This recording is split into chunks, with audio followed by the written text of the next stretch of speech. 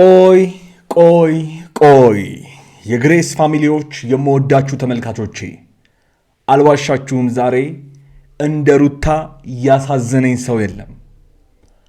አይታችኋታል ግን ይፈማሽና ወሬ ያጣል ይጀራሉ መታታልኝ። እሺ አዳምጡ። አልኖርም እኔ እኮ ወድሃለሁ ሩታ ስነስርዓት ይኖርሽ። እኔ እኮ ወድሃለሁ እየተባለ ሰው እንዴት ነው ስነ ስርዓት ይኖርሽ የሚባለው? ቆይ እኔ እንዴት አይነት አስተሳሰብ እንደሆነ ሊገባኝ ስላልቻለ ነው። የግሬስ ፋሚሊዎች ባካችሁ አስረዱኝ። እንዴ ጥፋት ያጠፋኸው እኮ አንተ ነህ። እንዴ እኔ ህፃን ልጅ አይደለሁም አትበል፣ እንደዛ አትበል። በነገራችን ላይ ህፃን ልጅ ነህ። ህፃን ልጅ እንኳን ይሄ የታቀፈው ልጅ እንኳን የማይሰራውን ስራ ስትሰራ ከርመሃል። አብራ ቤቴን፣ ህይወቴን፣ ትዳሬን ልመልስ ነገሮችን ላስተካክል እያለች ስላሰበች ነው ዝቅ ብላ ነገሮችን ልታስተካክልልህ እየሞከረች ያለችው። ይሄ እንዴት ሊገባህ አይችልም? እንዴ እንደ ሴት እኮ አይደለም፣ ዝቅ ብላልሃለች፣ በጣም ዝቅ ብላልሃለች። እንዴት ነው ይሄ ሊገባህ ያልቻለው? ማንም ሰው ቢሆን እኔ አስረግጬ ነው የምነግርህ፣ በ10 ጣቴ ይፈርምልሃለሁ። የግሬስ ፋሚሊዎች እናንተም በዚህ አግዙኝ።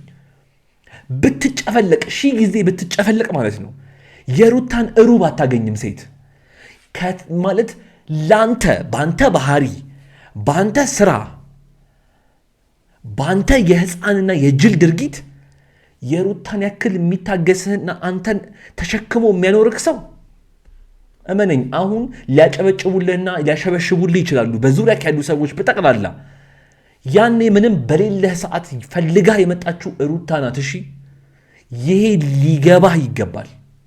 የግሬስ ፋሚሊዎች እናንተም በዚህ ሀሳብ ተስማማላችሁ ብዬ አስባለሁ።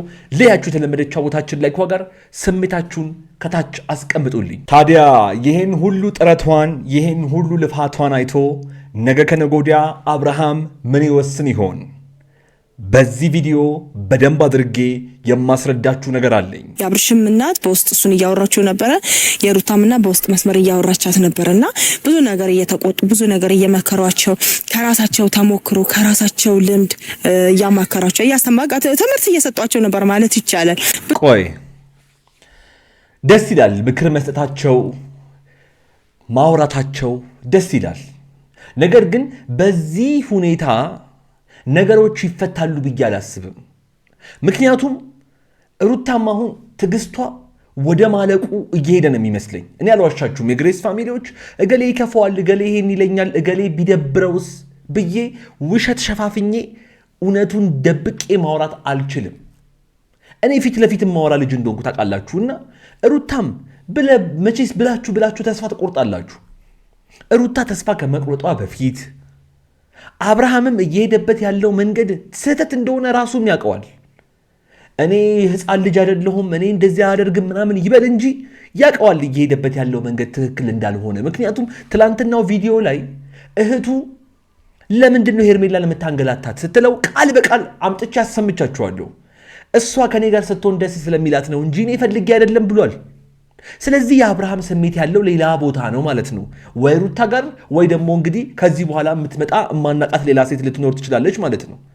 ስለዚህ ይሄ ሁሉ ነገር ከመፈጠሩ በፊት ትልልቅ ሰዎች አንዴ ጫን ብላችሁ በትክክል ነገሮችን ተነጋግራችሁ ብታስረዷቸውና አንድ ላይ ስሜት አላቸው እናውቃለን፣ አንድ ላይ መለስ ቢሉ በጣም በጣም ደስ ይለናል ብዬ አስባለሁ። የግሬስ ቤተሰቦች እናንተም እንግዲህ የምትሉትን ጨምሩበት። ሰብስክራይብ፣ ላይክ፣ ሼር እያደረጋችሁ ይህን ቪዲዮ እስከ መጨረሻው ድረስ ተመልከቱት።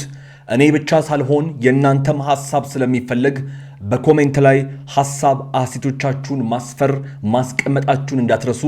አብርሃምም ሩታም ሜንሽን ተደርገው ስለሚመጡ ያዩታል፣ ያነቡታል። ዛሬ እንግዲህ ታንኳኳ መጣ መሰለኝ። አበጋዝ መጣ። ዌልካም፣ እንኳን ደህና መጣክ። እንደና ቆየሽ።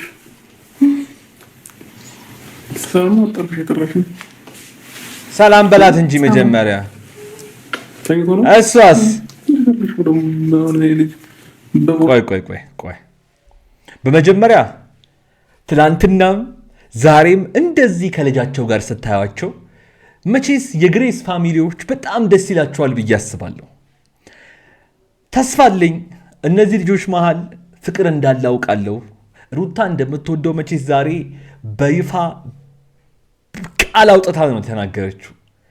አብርሃም ጋር ያለው ስሜት እኛ ብናውቀውም ግን አውጥቶ መናገር ስላልቻለ ያው ለጊዜው ተዳፍኖ ቆይቷል። ግን እንደዚህ ሆኖ ብቻ ሳያቸው እኔ የእውነቴን ነው አልዋሻችሁም፣ በጣም ደስ ይለኛል። ምክንያቱም እነዚህ ልጆች መሃል ፍቅር እንዳለ እናውቃለን። እነዚህ ልጆች መሃል በጣም ብዙ ይሄ ያልተወራ ከጀርባቸው እንግዲህ ያለውን ፎቶ ማየት ትችላላችሁ። የልጅነት ነው ፍቅራቸው። በጣም ብዙ ነገር አብረው አሳልፈዋል። ከኛም ጋር ሆነው እንግዲህ የእውነት የማይረሱ በጣም ብዙ ጊዜዎችን ያሳለፉ ልጆች ናቸውና የእውነት እንደዚህ ይጠናቀቃል ብዬ ተስፋም አላደርግም፣ አይሆንምም። ግን ሳያቸው እንደዚህ በጣም ደስ ስላለኝ የግሬስ ፋሚሊዎች እናንተም በጣም ደስ ይላችኋል ብዬ አስባለሁ። ግን አልዋሻችሁም ዛሬ ሩታ በጣም አሳዘነችኝ። በጣም እየሞከረች በጣም እየገፋች እየመጣች ነገር ግን ከሱ በኩል ያለው ምላሽ ምንም አስደሳች አይደለምና አሳዘነችኝ። ዛሬ አሁን ትላንትና እንደዛ ሲያደርጋት እንደነበረ አይተን ቪዲዮውን ለነገ በጣም በሰላም ሊመጡ ይችላሉ ብለን ቀጥረን ዛሬ ደግሞ በምታዩት መልኩ እንግዲህ እንዴት ሲያደርገው እንደነበር አይታችኋል። መጥቶ እንኳን እሷን መሳም እሷን ሰላም ማለት እንኳን ከብዶታል አብርሃም።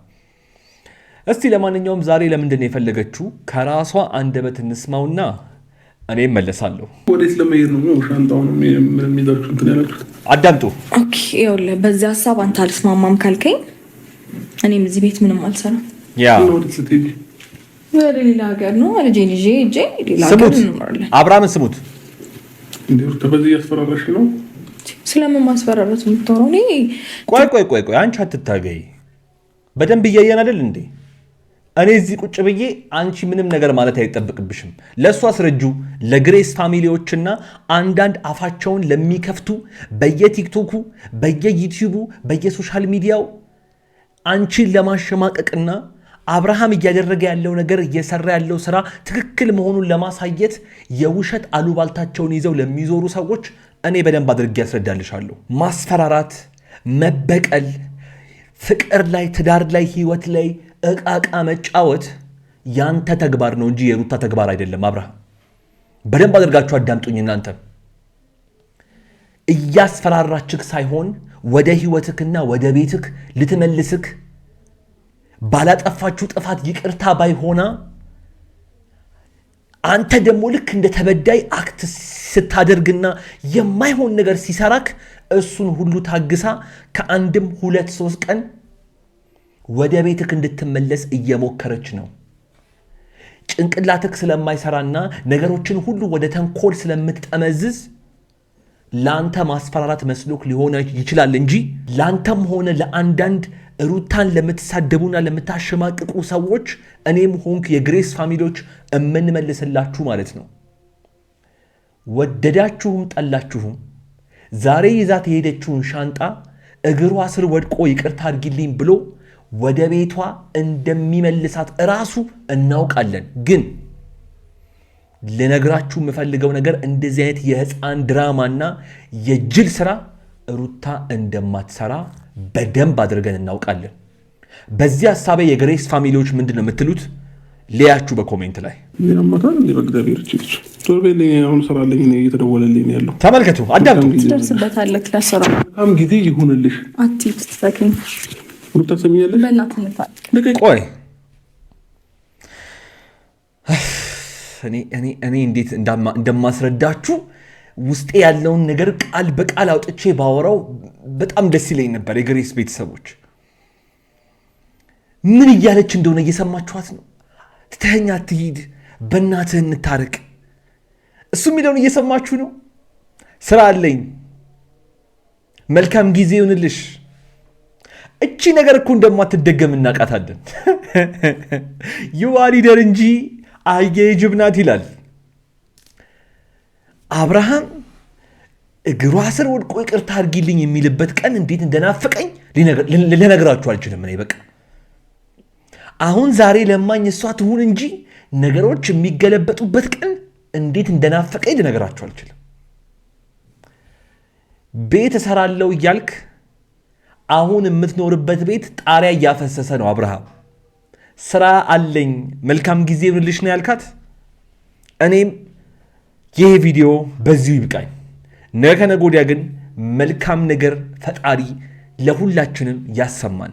ለማንኛውም የዛሬው ቪዲዮ ተመልክታችሁትን ይመስል ነበረ።